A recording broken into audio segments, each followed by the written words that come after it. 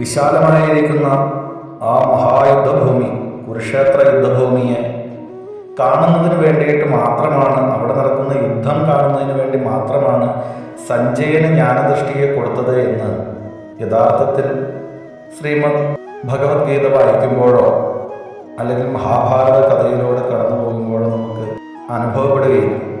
അതിന് കാരണം യഥാർത്ഥത്തിൽ വ്യാസഭഗവാൻ ഉദ്ദേശിച്ചിട്ടുള്ളത് അറിവിൻ്റെ നിറകുടമായിരിക്കുന്ന മഹാഭാരതം അത് തന്നെയാണ് എന്ന് നമുക്ക് മനസ്സിലാവും.